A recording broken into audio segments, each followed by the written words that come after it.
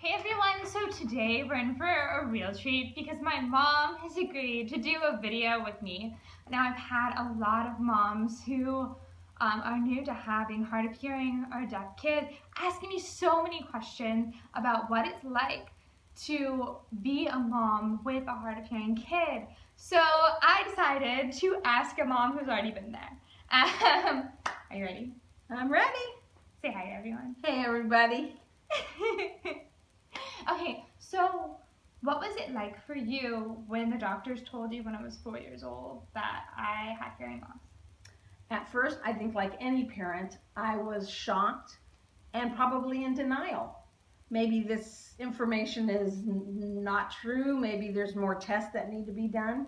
So I think initially we were unsure. And we were in a little bit of denial because you responded to things so well and was so smart. So it was hard for us to accept. Did the doctors give you any information that helped you at all, or what was that like? Unfortunately, we went to several specialists, and all they gave us was the audiogram, that piece of paper that has X's and O's on it. And they explained what the X's and O's meant, but at the same time, they said, well, this could be it. This could be the worst situation.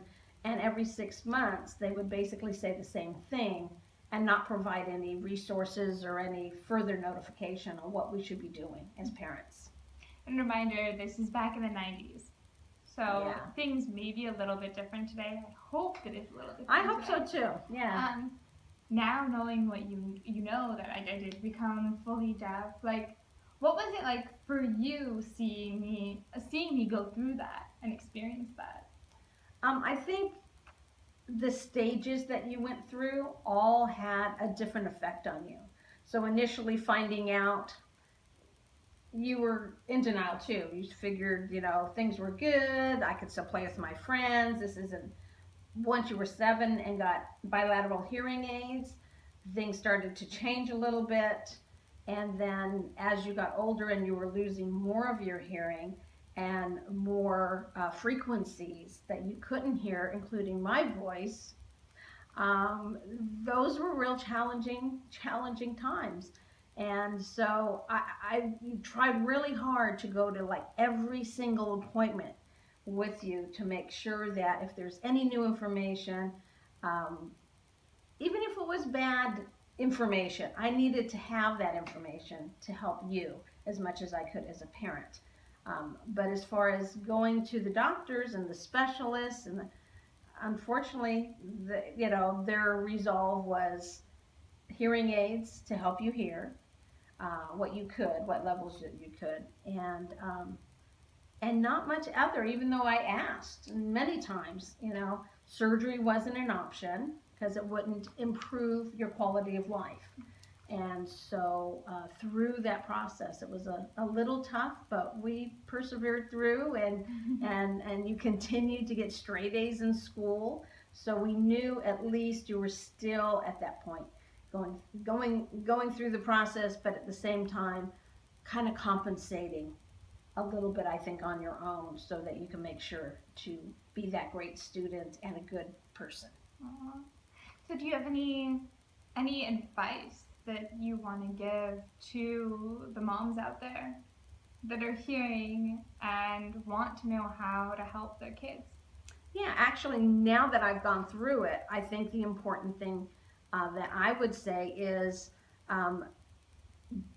there's so much available now on the internet that wasn't back in the early 90s that I even look at today, from aslpro.com and all these websites where I can learn sign language. Classes are available.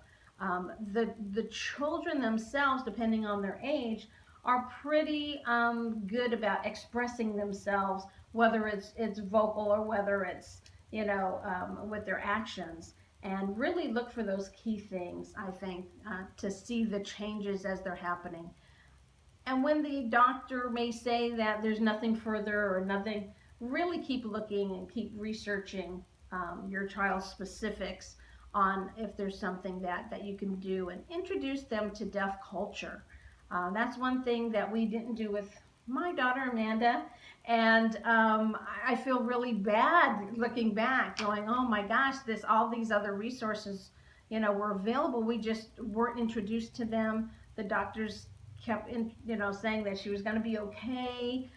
It's not going to get worse, and then it got worse. It's not going to get worse, and then it got worse, until she was totally deaf. And so if we had those tools in the household, where we were signing then, and doing things maybe a little bit differently to help accommodate her instead of her always accommodating us, I think things would have been a little bit easier for Amanda. Aw, thanks, Mom. She actually does. She does like classes to learn sign. She's starting to learn. She's improving so much, and I'm so proud of her. Thank you. Thanks for coming on my YouTube channel today. You're very welcome. Love you, Mom. Love you, baby girl. All right, bye, guys. Bye, guys.